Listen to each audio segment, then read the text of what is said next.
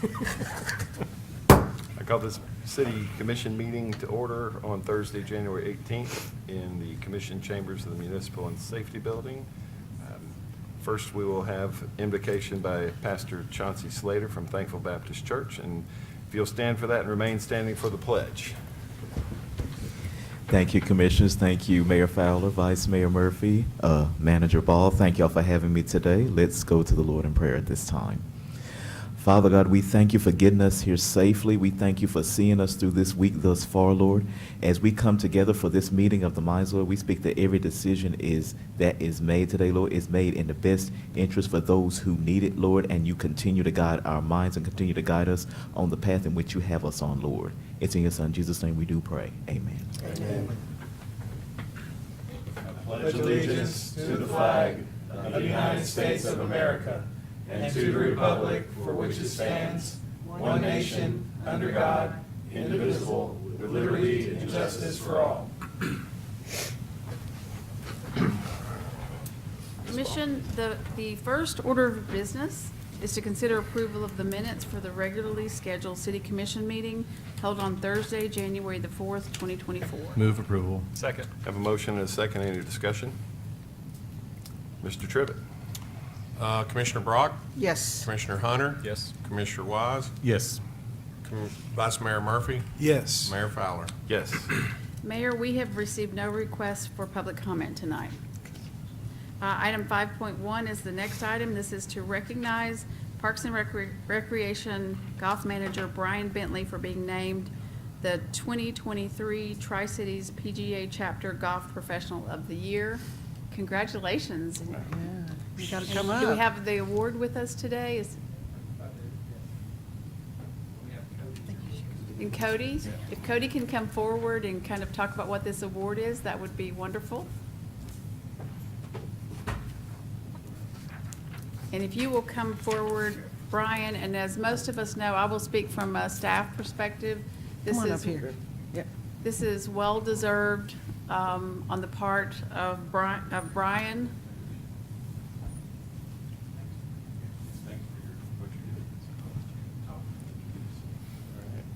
Good evening.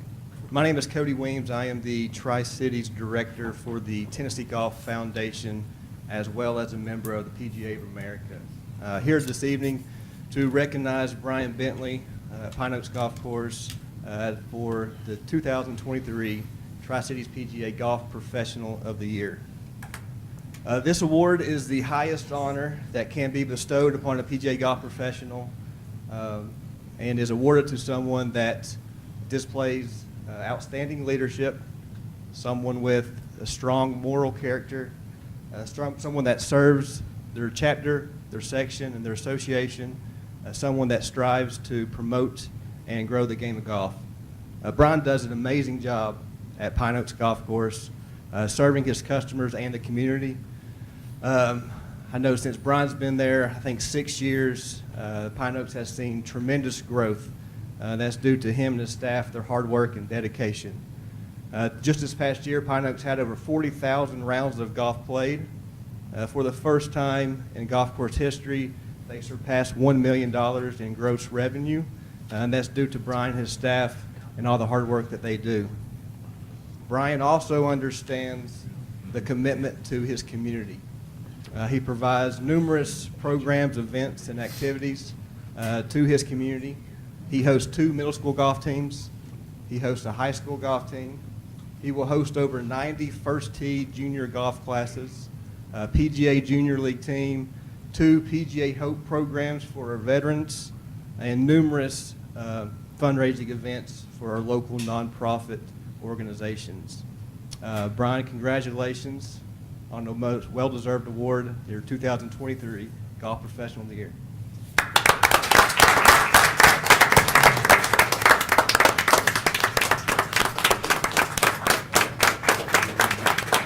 Mayor, he needs to say something. I mean, you can't have this without it. And then we need to say something. Yeah. The only thing I'll say, with all those programs and everything we do out of Pine Oaks, I call myself just the organizer. The guys behind the scenes, our entire maintenance staff, it's led by Bill Fuller and Tim Fields. the product they provide for their regular customers, all the juniors and everything they do has gotten Pine Oaks talked about, recognized in the condition that it's been in. So it's making their jobs easier. And then in the golf shop, everybody from David Farrell, Rick Pari, and all their seasonal staffs that are there late in the afternoons, getting golf carts and everything off the golf courses every day. It's those people are the ones that make it a success out there at Pine Oaks. Like I said, I'm just the organizer, as I call myself. I think there's a couple other things we need to add, Bryan. We're not going to let you get away without it, for sure. I think, like many of us, we've been around Pine Oaks for a long, long time. My first golf clinic, I took there the year it was open, so that dates it a long time. But the other things that have been really significant that you've brought is and I hear it all the time, people come to me and they just are so complimentary because of customer service that you and the staff and the Department of Parks and Recreation now that you're a part of, bring to the community. So it's just a really comfortable place for people to go play golf. One of the things Cody didn't mention was the Special Olympics programs. So we have special athletes who we put through golf clinics out there and get them ready to play in this Tennessee Special Olympics tournaments, and it's just really a delight to do that. But one last thing you've done, and I think I just have such high regard for you. This past year, our neighbor, Elizabethton, was needing to kind of reinvent their golf course. And I think Johnson City is a good neighbor. We all are, and the city's a good neighbor to Elizabethton. But you particularly helped them out so much as a PGA professional and guiding them into kind of coming up with a roadmap on how they might do that. Other people could have said, well, that's going to be a competitive course or something like that. But I know your thoughts are that it strengthens golf and it strengthens the opportunities that particularly our youth have in our community to have access to it, and that's just a good thing. So they have been very complimentary. The only thing that I know we told them, if you were going to help them, they could not hire you. So, but I know they have a good pro now, and I know you and our PGA pro Jones over there are going to probably do a lot of good work together. So I appreciate you so much. His biggest fans at Pine Oaks are the Women's Golf League. So they look after him and take care of him. So thank you so much. Thank you.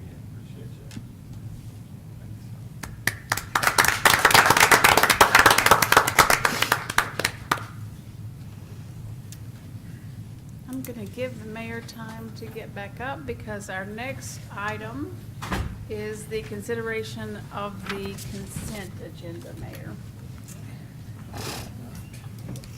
I will start on my right today. Commissioner Wise. I've got my questions answered, thank you. All right. Vice Mayor. Yes, sir. Commissioner Brown. I do not have anything, thank you. All right. Oh, gosh. Surprise. I didn't mean that. I was like, Yeah, I I actually know had what you something. meant. I just want the first three. So that's item. Is that okay? Yeah. 6.1.1, 6.1.2, and 6.2.1? Yes, sir. Okay. So on item 6.1.1, that's to consider approval of the TDOT grant application. I think we have our new Public Works Director here, Jason Miles, to speak about that one as he is making his way up. That is a grant that is I think it's a 90-20 match. It's a $200,000 grant. The city's requirement is a 20% match to that. 10%. 10% match, but the city's portion is $20,000. Yes, ma'am. Thank you.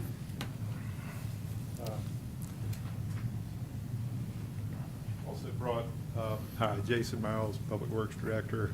Good evening, folks. Thank you for being here. Also brought another exhibit that you don't have in your packet. This is proposed development in that area. If you like, I can hand this out. Sure, it'd be great.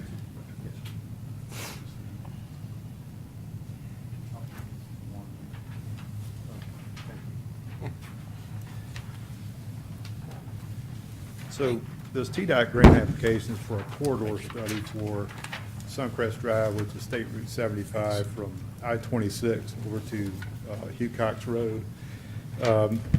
The area that you're looking at in pink here, the 126 townhouses and the 367 single-family houses, you're probably familiar with the Keebler property there. So this map, in addition to all the maps that were in your packet, kind of spells out, the big picture of, future growth in that area.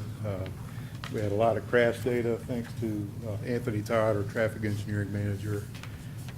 So, what we're painting a picture for TDOT is the need for improvements in that corridor. So that corridor study will help us identify those transportation enhancements that we need to implement in the future to accommodate residential and business growth. It is a 90-10 grant, so it's 10% up to a maximum of a $200,000 award. So our outlay would be $20,000 max, but we don't expect it to be that high. Although I'm never surprised when I see consultant proposals come in. Not surprised anymore, especially to municipal government. So we'll try to keep that under control, of course, and negotiate with them. But I wouldn't expect this to be a full $200,000 grant award. But I do think we have a strong case for this. And what's the usage of the funds intended to do exactly? So, and part of your packet is kind of a description of what that corridor study entails, but, overall, the idea is to identify, areas that need improvement, not just perhaps roadway widening, but signalized intersections and that sort of thing. So, it's to kind of study it in detail to identify where those improvements need to be made so that you can then move into, conceptual, schematic, and construction planning. That's great. So, and I brought it up because of the Keebler, and we Yeah. had so Right. much discussion around Suncrest Drive, and so this is a first step, hopefully, at Yes, sir. identifying what needs are out there. Right. One of the surprising things that I saw, and I confirmed this with Anthony before getting up here, is right there at the I-26 interchange with Suncrest Drive, that's roughly 19,000 vehicles per day. That's a lot. And as you work your way down toward Hugh Cox Road, you're backing down to about 9,000 vehicles per day. But I drove it just the other day. That's a lot of traffic for that area for sure. And it's just going to continue to grow, as you can see here. How long will the study take? I'm sorry? I'm right here. How long will the study take? I would, post-award, I would expect the study to take likely no more than 6 months after we get a consultant on board, maybe 6 months to a year tops. Those types of, 30,000-foot view studies shouldn't take longer than some of the more detailed studies that are done. But the corridor study is more of a 30,000-foot view. For Right. sure. Well, I was just going to say that, the people in that area, had a lot of questions about who was on first when it came to what's Right. going to be done on that road. Yeah. And as they see dirt move, I'm sure their anxiety continues to grow. So it's good to see that we're doing our part. Yes, sir. is this whole stretch that we're talking about here, is that all in the city, or is? No, ma'am. Partly in the county. Partly. Okay. Right. And we've worked with the county on this. We've- That's what I was going to ask, yeah. Right. Now, We've technically, coordinated. it is all in the county. Well, yeah. None of it's in the city limits. Parts of it are so- unincorporated. But we've coordinated with the Washington County Highway Department, one of the local citizens there, I think his name is Danny Sells. Yeah, he was just here tonight. Right, okay. And so there's been a lot of collaboration on this and agreement on how to move forward. Thank you. Well, I see Mr. Todd sitting in the audience, so I can't let it pass by. If you rode out there the other day, and the big message we got when we were rezoning that property is that the traffic flow on Suncrest now, there's no break in it, so it's very hard to get out from the side roads almost at any place. This may take 6 months to a year, at the 30,000-foot level. How do we begin to solve some of the problems in the short term that might be helpful? Encourage walking. That could be one. Probably the quickest thing, and it's not quick, is start with signals. And so As we address out around the Keebler property, we're thinking there's some possibilities for signals there. We know that there are some issues around the interchange, and TDOT's not comfortable with the signal right at Roscoe Fitz, but perhaps as far out as Bob Fitz, they might be. So we might have some reworking of the roads in that area too. We would just have to see how much TDOT would help us on that, on some of the connections there. Commissioner think- Brock, if I may add a Yes. little bit too, to kind of clarify some of this corridor study's on top of what we're doing in-house as far as traffic studies because of some of the growth and the annexation that's going on. And then also the annexation of a large tract of land that's going to have a big development requires the developer Right. to also do a traffic study of how it impacts from how his development's going to impact the road. So this is going to be kind of a broad spectrum of studies that are going to come in and identify certain things that we'll be able to use some other grants funding or state funding through STP or something to put in signals where it's warranted and where it works out. And then also the developer will participate in some of those that the highest impact is coming from the developer. So there's a lot of things that are going on out there, and I appreciate Commissioner Hunter stating the fact that a lot of the citizens out there question this. But we've been doing a lot of work that you just can't physically see, and it's led us to this point. And so this corridor study is very similar to the one they did on Boones Creek. So those things take some time. They have approval processes they have to go through. And then, but the other studies that we're doing in-house that Anthony and his staff's doing and the developer will be doing will come on a little quicker, that we can start identifying the highest priority things. Do you have an opportunity to communicate with the citizens out there about, the planning process that's going on now? Yes, I think that we did some communication, obviously, at the annexation, but I think there's opportunities to have some more meetings, and even some of the businesses out there, I think, are going to be part of our communication, like TPI. I think it'd be really helpful to. It is. They can see that we are doing things to move forward. And Mayor Grandy and the County Road Department and our city staff at Public Works, along with the MPO, have been meeting on a regular basis with Mr. Sells and some other community members out there so that we can kind of keep that communications open as we're moving forward on a lot of county-city combination projects. Good. Thank you all. Appreciate it. And Jason, if you will stay close by, because I think that we have another item for you. But the next one is item 6.1.2, to consider the approval of the interlocal agreement between Washington County and the City of Johnson City in regards to the inmate work. Hi, good afternoon, Commissioners. Yes, this is an update to an existing agreement that we currently have between Washington County and the city regarding the inmate labor. In 2015, there was an interlocal that was entered into by the two entities.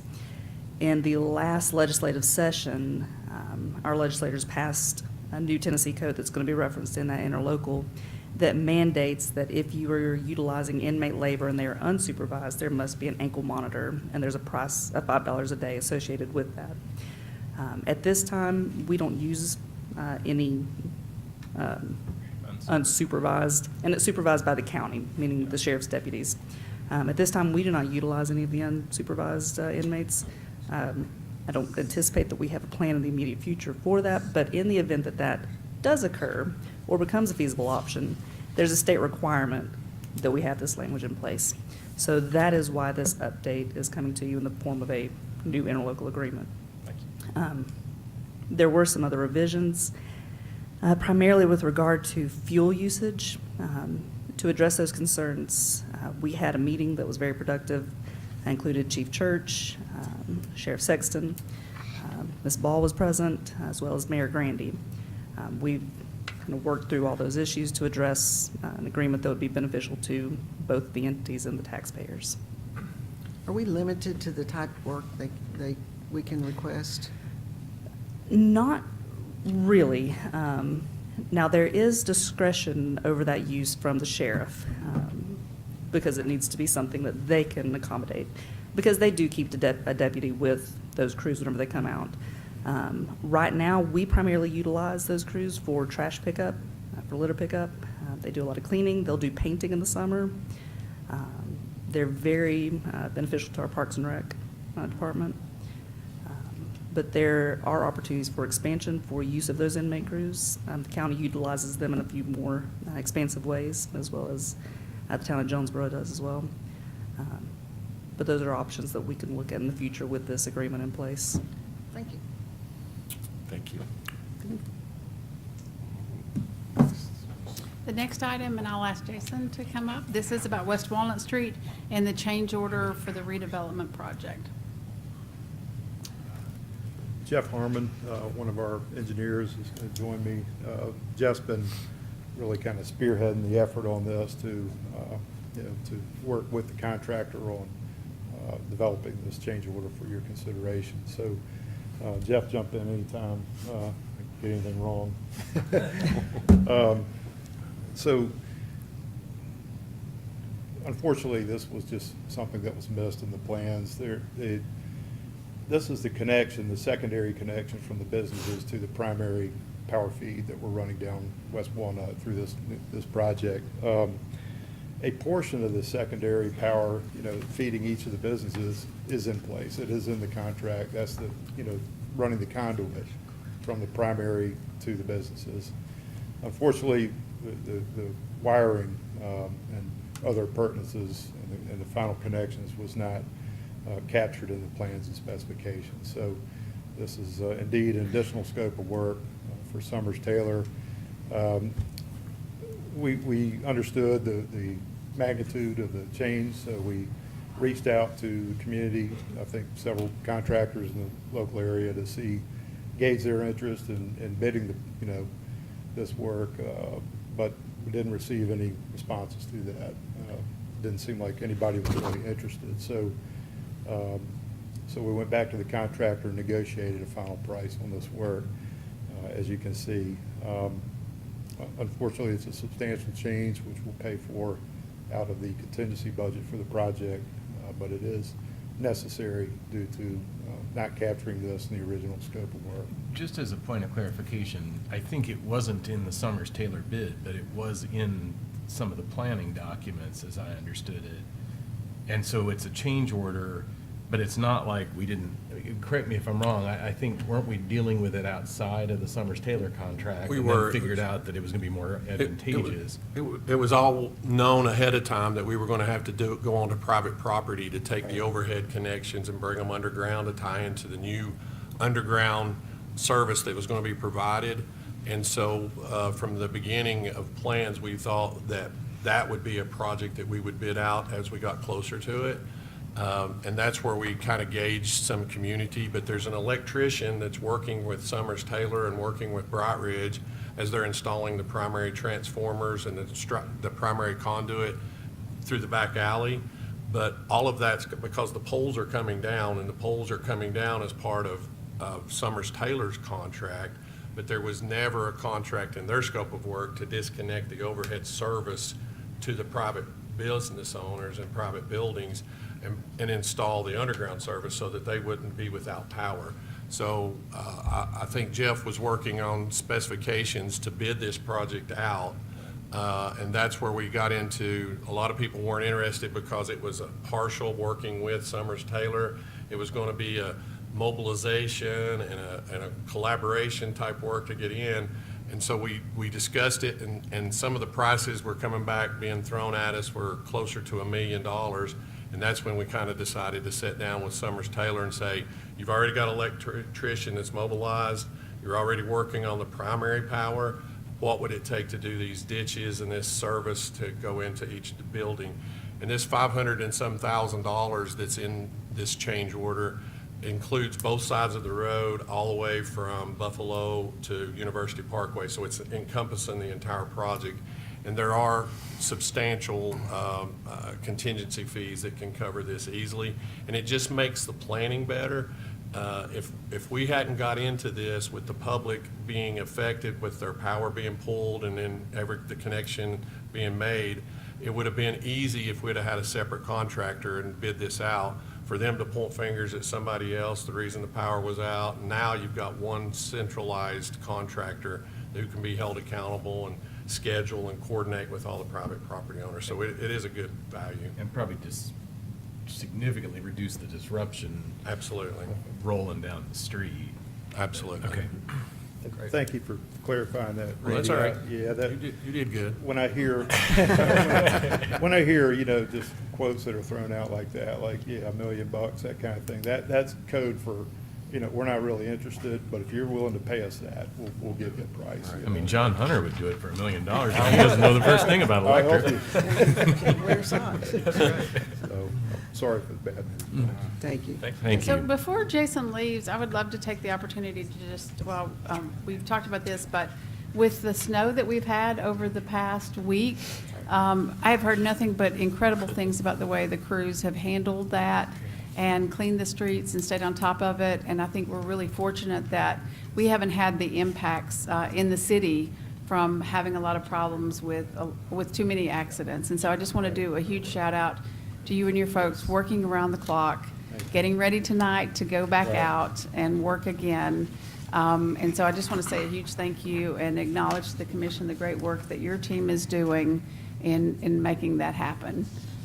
So, and like I said, we've been getting a lot of compliments from folks about the work that's going on. Well, we've heard it too, so I want to pass it on Thank to you you. very much. Please thank them all for us. Certainly will. And just as a piece of public information, when the temperatures drop below, what temperature is it that the ice melt, rock salt really doesn't work? Right. Because this weekend, we're going to see those temperatures, and so we can put as much salt as there is on the planet, and if Right. it's 1 degree, what is the kind of threshold where you see that diminished efficacy? My understanding is around 29, 30 degrees, so it's not much below freezing. We try to avoid that because it's much more expensive. So if it's effective, we use it until it's not, of course. So we do worry about that, but if it's already down and we don't get any further precipitation, even if it gets colder, it should still be relatively effective. But if there's any anticipation of more precipitation, then we have to consider switching to magnesium chloride.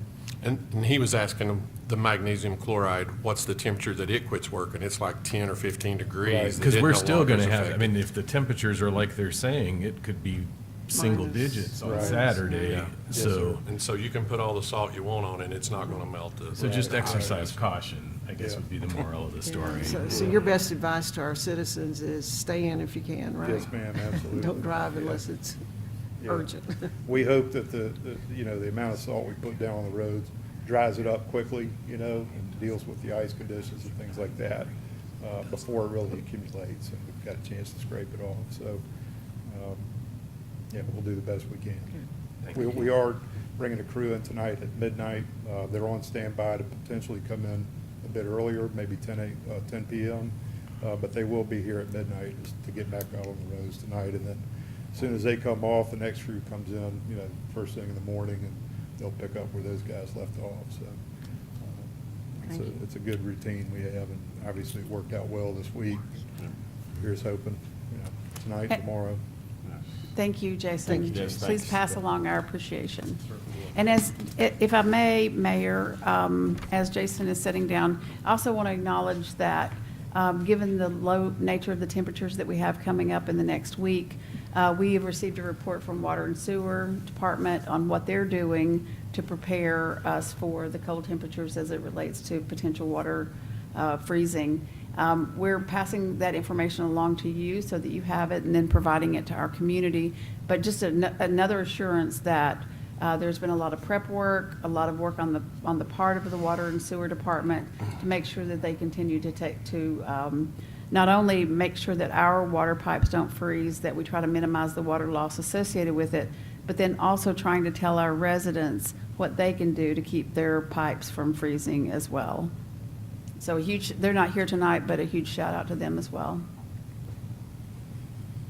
Anything else? If I'd make not, a motion to approve. I have a motion and a second. Any discussion? Mr. Trivett? Commissioner Brock? Yes. Commissioner Hunter? Yes. Commissioner Wise? Yes. Vice Mayor Murphy? Yes. Mayor Fowler? Yes. Commission, your next order of business is item 7.1. This is ordinance 4870. -24. This is the first reading. It's an ordinance providing for the conveyance of a certain parcel of real property owned by the City of Johnson City to B&B Williams Family LP. And Assistant City Manager Trivett will be handling this item. Sorry. He's pulling Double double duty duty. tonight, Yeah, so. absolutely. Oh, okay, so I can sit here You and can talk about stay that. here. Yeah, You're I don't good. have to. I thought you'd gotten to the other one.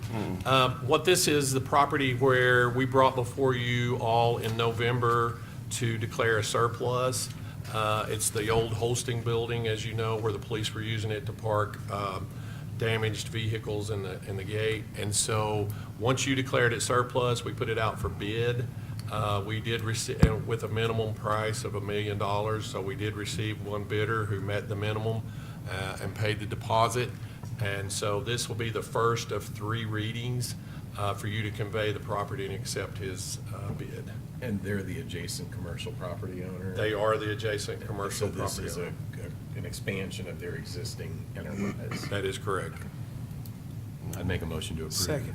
We have a motion and a second. Any discussion? I think it's good to move the wrecked police cars to a less conspicuous corner. With the I think it would be impounded good. cars. Yeah. All right, Mr. Trivett. Commissioner Brock? Yes. Commissioner Hunter? Yes.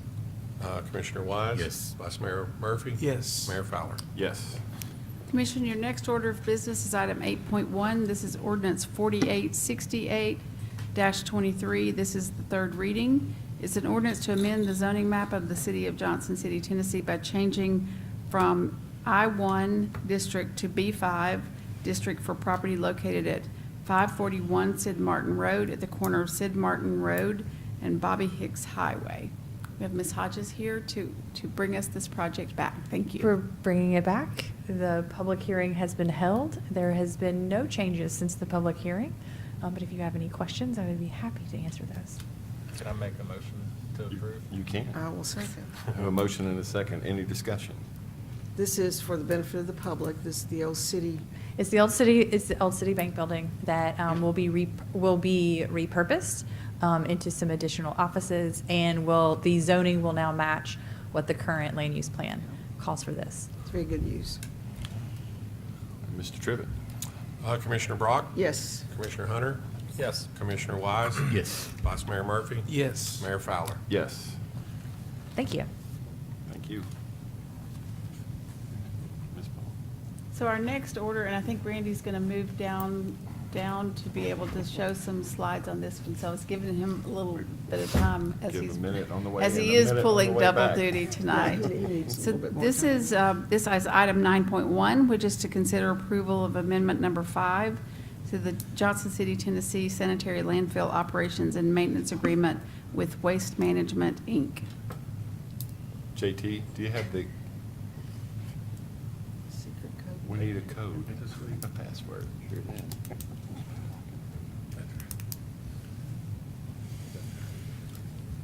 And I will just say, as Mr. Trivett is getting ready, I think he's going to be pulling this up. You all have heard about this. We've, in work sessions, provided this information to you. I think it is really important and good news that our community knows how we're preparing and planning for being able to dispose of our trash over the next several years. We know this has been a problem for a lot of communities, and we want to be able to demonstrate that we are in a position to be able to handle our trash. And so Randy's going to tell you how we're doing that. Yes, thank you all, commissioners. I appreciate you indulging me a little bit. I promise I don't have 40 minutes of slides. But I think it is important, as the city manager said, we have reviewed this with you numerous times, kept you up to date during the process so that you can understand where we're working and what target that we're working to.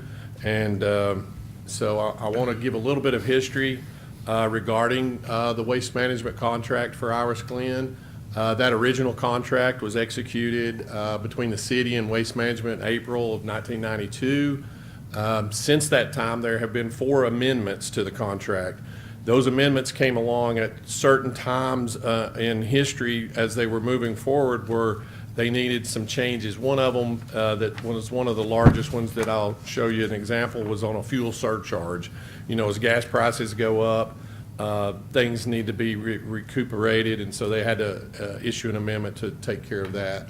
And so as we move forward into 2024, you all are very well aware, based on the times that you've approved our budget, the times that we bring capital project or capital equipment to you, how the costs have escalated because of inflation and because just the doing business is extremely expensive anymore. And so it's the same thing that applies to trying to dispose of our garbage and our waste, that as time goes on, inflation continues to grow. It costs more to operate a landfill. It costs more to do it according to the permits and all the requirements that you have to do. And that's one thing that I will say. We have an environmentalist on staff at the city, Jim Colbert, who does a fantastic job monitoring our landfills, even the closed ones that we still have. He also monitors waste management, works very closely with them to make sure they're adhering to every detail of the existing permit that we have.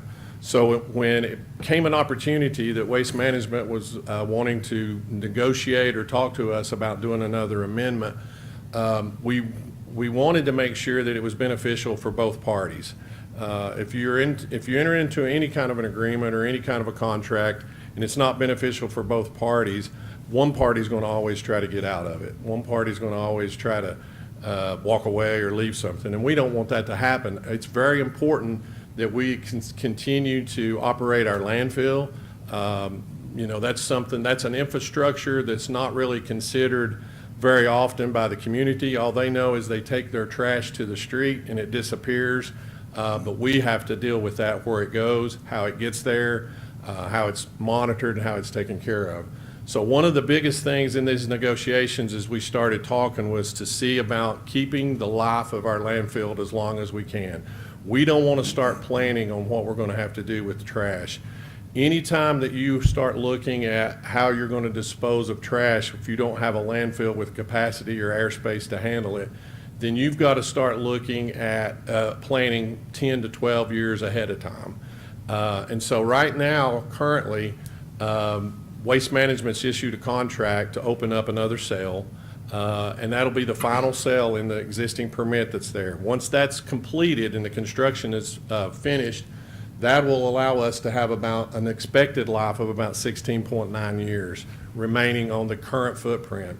And so that was very important in all this. Now, the total site area, the total property that we own up there is 264 acres. And so the footprint for the existing landfill that we have now is 62.3 acres. So you can see we have a lot of land surrounding it as a buffer. We also have some land available for expansion. And so that was a consideration in these negotiations as well. So this just shows you the footprint, shows you those sales that are in the middle. That's exactly where the footprint is now. That's the current permit that we've got, that once all that back corner's finished, it'll last us about another 16 years. Randy, the current moratorium on landfills, would that affect expansion beyond the current 20.3 acres or whatever? It does not. It does not affect expansion of an existing permit that was allowed to be a landfill when it was. So even if they fill this cell that they're getting ready to open and they've got this remaining 200 plus acres, the moratorium is going to lock them out from expanding further on that site? It does not, but now we have to go through the entire permitting process all over again. But when this was declared a landfill and that first permit was issued in the early 90s, the intention was to demonstrate that we would expand it in the future once we got this one to capacity. So according from what I've heard and every conversation that I've had, the moratorium is only in building new ones and finding vacant land and opening a new one. It does not impact you if you're just going to grow the one you've got existing. But the permitting process is very tedious and very time consuming that we would have to go through. But we want to start discussion. If you were to approve this new Fifth Amendment tonight, we're going to start next week discussing how we can approach and drafting a plan of moving forward in expansion. Okay, so the highlights, I wanted to quickly hit the highlights, and there's one item in here that I need to kind of read, the part that's italicized and underlined.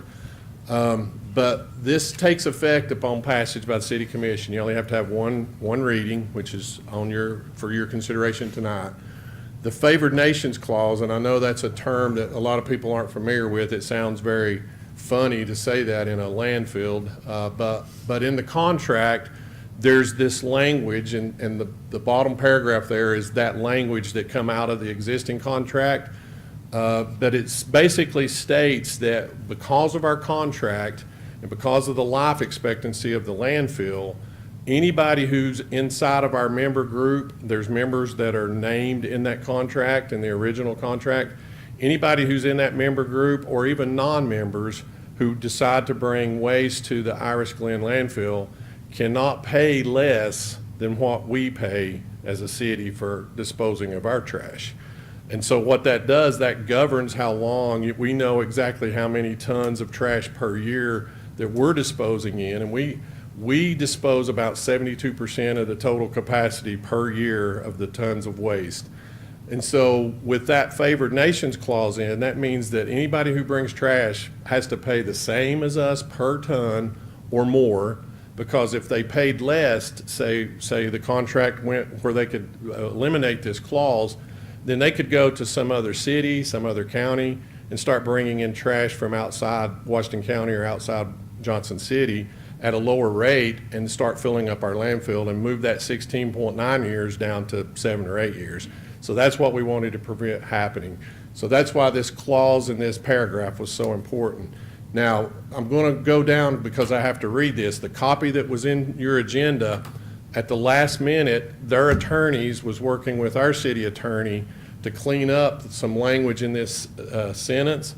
And so yesterday, they came back and they came to an agreement on what could be in this. So the document that the mayor will sign, if you approve this, will have this new language in it, but I want to read this for the record. So if you look, the contractor must obtain the city's written approval. So anytime they would try to bring something in at a lesser price, they have to get our written approval to do it. But then it goes on to say, which approval may be conditioned upon the inclusion of language that minimizes existing or prospective material negative financial impact to the city as determined in the sole discretion of the city. So I like that language, our city attorney likes that language, and I'll kind of explain to you why I like it, because they own another huge landfill in Blountville, and so they may have some problems with their permitting or some issues that they would have to shut operation down there for a little while. They will come to us and say, can we bring that trash over to Iris Glen? Well, we're not going to let them bring but a certain limit, because I don't want to lose the time that we have left in our landfill. But if we said, okay, you can do it for 2 days, or you can do 100,000 tons, but you got to pay us X dollars for that. And so there's a balancing act that'll go on, that if we lose a year on the life of our landfill, what's the value to that? And that's what we would negotiate out and pay before we'd give approval. And especially with us looking and considering expanding, there's going to be some value to that, but it'll be up to the city's discretion of what that works out.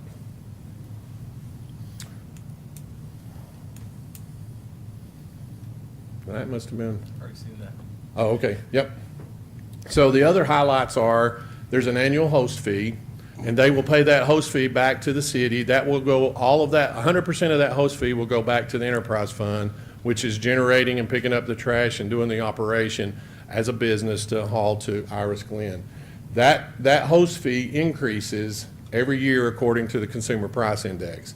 So all of the other fees that were in the original contract will now be removed according to this amendment, but that host fee will stay in there. And that host fee is going to generate, based on historic numbers that we put into the landfill, that host fee is going to probably bring in about $700,000 a year this first year that'll go back into solid waste to help them purchase equipment, to help them cover their operational costs.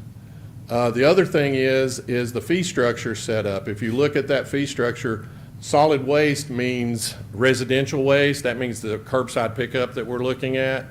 is currently $46.91 a ton that we're spending. The new rate is $46.41. So you say, well, that's only 50 cents. Well, it's a reduction, but it's a 50-cent reduction. But the reason that it's not showing that it's more than that, based on our approval of this contract tonight, Waste Management's going to spend about $4.5 million to open up that cell. And they're also going to spend about $4.2 million to build a new to expand their existing water treatment facility up on the mountain, up on top of the hill, so that when they put the water that's collected in the field, in the footprint, that it goes into our sewer and goes to Brush Creek, that it's already treated before it goes to Brush Creek. And there's restrictions, there's permitting requirements that they have to adhere to for that. So they're getting ready to spend about $10 million to upgrade and finish out the existing permit. That's their investment. And so our investment is to help them as a business pay some of that back. So there's $1.96 that's added to that tipping fee to help offset the cost of that water treatment that's up there. So in reality, the new price for the solid waste and the residential pickup is about $2.50 cheaper than what we're currently paying. The other thing is we've negotiated in that there'll be no CPI or consumer price adjustment to those costs until July of 2025. So we've got about a year and a half. And while we were negotiating this year, they sent out a CPI adjustment, but while we were negotiating, I talked to them and they said, we're not going to implement that. So in reality, we've gotten 3 years of no price increase based on us negotiating with this contract. The other thing that I thought was very important that I wanted to get in, it was the contractor's obligation is completed. His obligation is completed when he effects closure of this landfill in accordance with the permit. So that means 2 years from now, they can't come back and say, well, we're having this problem or we're having that problem. We're going to turn it over to you. The way this agreement is written now, they have to stay with us and partner with us until it's completed. And one of the big things that helped them to agree to that was the fact that we would negotiate in good faith and talk about expanding the landfill.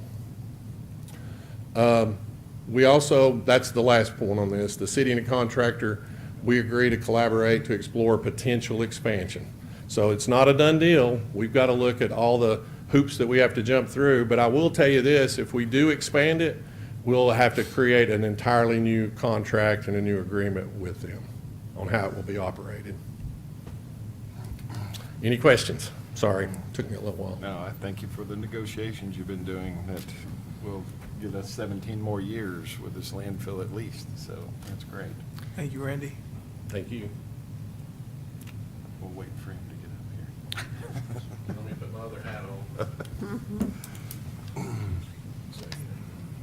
We're 27 minutes ahead. Do I have a motion? So moved. I have a motion. Do I have a second? Second. I have a motion and a second. Any discussion? I would like to add one comment. Of course, I'd have to do this, but we're talking about waste management in the landfill, but I really want to talk about the city for just a second because, we were the first city to introduce curbside recycling. And because of that, we really extended the life of the landfill because those products were going to other markets to dispose of. I just read was it in the newspaper or something, where most of the cities around us have stopped doing curbside recycling.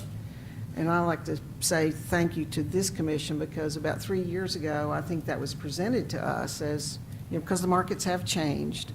But we said no, that we wanted to stay committed to that. And I feel like that our citizens get a great service out of that, and I'm just really kind of proud of that. So, but it did expand the life It sure did. of the landfill. And it will continue to do that. It will, yeah. So thank you. So I made the second, right? We had a motion and a second. Any further discussion? All right. It's a big deal. It is. It's a really big deal. Mr. Trivett? Commissioner Brock? Yes. Commissioner Hunter? Yes. Commissioner Wise? Yes. Vice Mayor Murphy? Yes. Mayor Fowler? Yes. Mayor and Commissioners, the last item we have on the formal agenda is item 10.1, and this is just a status on litigation. I want to start off by saying this is not an update from a legal perspective on litigation. I'm a member of International City Managers Association, and under that I have a code of ethics to follow. And one of those requires that I keep the community and the city informed about all matters affecting local government. So I want it to be really clear that in the role that I'm speaking with you today, it is about the administrative part of what is happening so that you're aware of it, as well as making the community aware and making information available to our community. This has been a real challenge because we honor our court system. We believe that our court system will hear these cases that are before us. And yet we also want our community to know and be able to read and understand the information that we are filing in motions that support our positions within this. To that end, we've worked very diligently. A huge shout out to Keisha Shaun and the communications and marketing team, because it is often difficult during situations like this to find a balance of respecting the court system, not speaking to anything about the litigation, but then also making things available. So to that end, we have a website that is now available to the public. The website is at www.johnsoncitytennessee.org/legal filings. This is a location where any member of our community or anyone can access information about what the city has filed on litigation and be able to read about it. There's an introductory video just speaking to my obligation to this community as my role as city manager in doing so. So while the law does restrict us, we think this is an opportunity and a way that we can communicate about this. As you're aware, right now what the website has on it is the two motions the city filed on Tuesday. This was January the 16th, and these are motions for summary judgment, essentially asking the court to dismiss the cases before them. So anytime moving forward, when we post motions, we will provide those on that website exactly as they are filed in our court system, so that people have the opportunity to be able to review that information. Again, this is the goal of providing transparency to our community, being open to them, and being able to have easy access to information before them. So I just want to make you all aware of that and make sure that we are doing our job from a city management standpoint, from a leadership administrative standpoint, to provide all necessary information to our community. We appreciate that, Commissioner. Mayor, yes. Ms. Ball, first of all, thank you. You have shown great leadership through this, and like most cities, they go through trying times, and we're in one right now. But at the same time, we have a city to run, and so you are doing that. And I particularly want to just ask you a couple of questions, because I've been on the commission for over 10 years. And when we've talked about our police department, we've talked about how many officers that, we haven't recruited, or the recruiting classes were only 5 or 6 who were showing up who want to be police officers. That's changed dramatically, I know. And I thought this might be a good time for you to talk a little bit about what's going on in our police department, and the fact that I don't think we're down officers right now, are we? We're not, and thank you, Commissioner Brock. I would say to you that from trends across the country, and easily since the challenges that have occurred since 2020 moving forward, and then specifically in this community, we have heard that police departments are struggling to even get people to apply for positions in the police field because of a lot of the challenges that are being faced. We are so fortunate in this community. We have a community that supports our police department. We have a police department that has earned that support from our community. We have, at this point, if we have interviewed today, if those offers are accepted, we will be 100% full on our police department. I would venture to say, based on our conversations that we've had even today, that is the highest in the nation, based on even neighboring areas being down 40% of their police officers. So obviously, it speaks to the fact that we have a police department that people want to be a part of. The number one thing that drives people to apply for jobs is they want to be a part of what they see. The people within the department are our best examples and our best recruiting agents for those jobs. So, that speaks in volumes in terms of the culture within our department, in terms of the integrity, in terms of the work that's being done, and then just the pure nature of people wanting to be a part of the organization. And unless we get past something and miss it, in the 7 years that I've been on the commission, I think I can say, and I mean, Steve may be able to corroborate this from an HR perspective, but to be at full force in terms of our employment, I think during my entire time on the commission, we've always been 12 to 16 positions shy.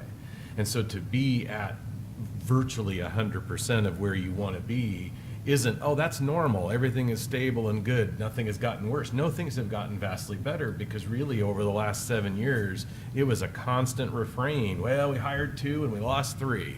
We hired 3 and we lost 2. And it was, we were always a dozen to 15 shy.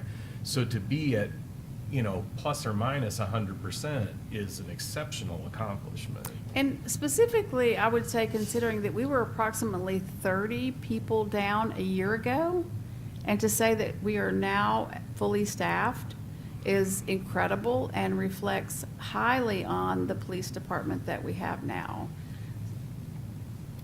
The process of application to being offered, a position, has that changed from, because I know it was pretty strenuous or daunting task for an applicant. Is that more so or less so? Streamlined it some. So I would answer that a couple of different ways. We have, the police department has worked very hard with our human resources department to be able to not just hold assessments 2 or 3 times a year. So as there are a number of applicants that apply, and I just would point out, in the past 2 months, we've had 120 people apply for jobs in our police department. And I will tell you, that's record numbers. And I would put us up against any community in the country in terms of the numbers of people who are applying for jobs. But now the process has changed. So instead of having assessments three times a year, 2 times a year, we are able to do that as we have enough people to be able to hold those assessments. So we are doing those more frequently. I think this month we will be holding 2 of those. So the process of moving people forward. I will also tell you that we in no way compromise the quality of the people that we're hiring. So the fact that we have improved the process of doing it does not mean that we've lowered the standard of the officers, both men and women, that we are bringing into the department. Well, and that's what I was wanting to get at, or see, because I'm sure there will be people who say, well, how are you getting these numbers? You must have lowered your standards, so that's good to hear. No, that we have not lowered the standards at all. And in fact, to see those numbers, I think we need to do a better job of kind of touting that in terms of being this national standard. I'm sure we'll have a lot of folks coming to us saying, how are you doing this and what are you doing? And I would have to say, based on my previous experience, it is the quality of the people within the department that is causing our numbers to increase. And I want to acknowledge the command staff and city management's responsiveness and sensitivity to the police officers in general. I mean, I think I've for years heard feedback about how they were equipped or how they were out uniformed or different policies and equipment decisions that were being made.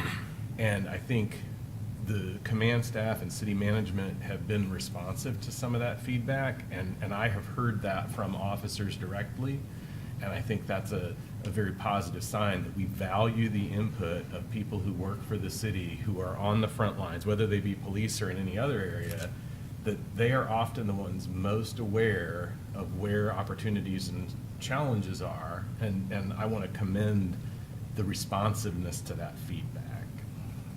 And I will share with you that having the support of the commission for the police department, not only for the staff in the police department, but for the safety of the community, is invaluable. And so while I've said that I think it's the staff that really is out there recruiting people to come in, it's also the fact that there's leadership that backs them. So having a city commission and a community that's supportive of police is a huge factor in people wanting to be police officers in this community. And it also means that we have a safer community. You know, one of your guiding principles and your goals is to have safer community, less drugs. You do that through having a good police department. And we're fortunate to be able to have that. I think one of the other groups we need to highlight here too that needs to support our police department is our community. I mean, these officers are out answering all those calls every day, and they get there within, minutes. And I know we have a connected community, and we are, part of the culture here is to support each other, so. One last question, as far as finally getting fully staffed, what does that do as far as, is that more beat cops, or is that out on the streets, or does that create more, fill departments that were lacking, or create departments that we didn't have? Thank you for that question. It allows our department to be able to advance in ways that we never have before. Thank you to the commission for approving an additional 11 positions. Because of that, the police department has been able to create a special victims unit. That special victims unit specializes in being able to address any kind of sexual assault cases within our community. So being able to be fully staffed means that we are not always having to pull from patrol, but that we're able in every area of policing, records keeping, being able to have evidence within our evidence, being able to have administrative staff, and as well as being able to have a criminal investigation division that is able to address all the crimes that we have in the city. But being able particularly, and I will tell you that we are staffed in that area. You've also supported our police department in terms of training to be able to make sure we're one of the best police departments in the country. So yes, it has meant that in some areas where we've not been able to in the past because of having staffing shortages, now we're able to fully staff areas and even grow areas, especially in the special victims unit area. Well, the department's added a downtown branch, is that correct? Has that started yet? So there has been a downtown crew that has been able to be expanded. And we, I think, presented to you in a work session where we'd like to see that continue. But they are in the process of actually moving downtown. And we have gotten incredible feedback from downtown business owners. Earlier today, you heard in the growth management study that one of the things this community values most is our downtown. So being able to have a downtown policing unit that is downtown and accessible is viewed by our community as being a real asset. One of the other things that we have are school resource officers that the state has sent money to every community just about to start having them in schools. And we were way ahead of the curve on that by having all of the schools have a school resource officer. So we've been planning ahead for a while. Our police department's been planning ahead for what we needed. And so the money that we get for that has been able to do other things in the police department. That is correct. We have been very fortunate in the resources that we've been able to get. And again, I would go back to the command staff in terms of understanding and knowing where those resources are best spent and analyzing that in a way that makes our community safe in every way. I'll say safety is important and should never be compromised. I want to tip my hat to the management, to all leadership in place. I believe we have a great quality of leadership currently here in the city, and culture is something to talk about. And so thank you for your transparency, thank you for your leadership, and I look forward to moving to the future. Now we all need to run to Kroger to get bread and milk for milk sandwiches. Well, it's- Eggs. Put Fine, egg in there. you know, Yeah. one last thing, obviously, when you think about, as you mentioned earlier, communities even around our city that, 20, 40% off from being fully staffed, to me, provides a sense of safety for my family, for community, that other communities don't have at this time. But back to the litigation, just, I've viewed the website, and it looks like, all of this is public record, like, you can access this, but I appreciate that it's all condensed to one place, and it's free of charge, whereas, although it's public records, it's not something that you can just get for free. So the transparency and the clarity surrounding a very complicated, legal issue being available, appreciate that. And I think, we all know that this is going to be a long process. And we're fortunate to have a police department that's committed to serving the community in that long term. But again, as you say, one of the key elements of any community is people feeling safe. And I think we can clearly say that about Johnson City because of our police department, as well as other public safety officials. Anything else? That's all. All right. Thank you. Thank you. Commissioner Wise? Bread and milk. Go get your bread and milk. Commissioner Brown? Yeah, it's going to be cold, and I know we have warming stations around the city. And I was speaking with one of our officers earlier tonight. One of the things he was doing was getting people, into a warming station to make sure everybody is safe. I would like to share with you too, I don't know what the weather's going to be like on Saturday, I think pretty bad, but the Big Fit Fest is going on at ETSU, so if you want to get out and you want to go hear some good people speak, Mayor, come on out. It's inside the mini dome, so you'll be warm when you If you can get there, If that'd you be can good. get there. That's right. Right. All right. Nothing to add. All right, if nothing else, I will close the meeting. Thank you.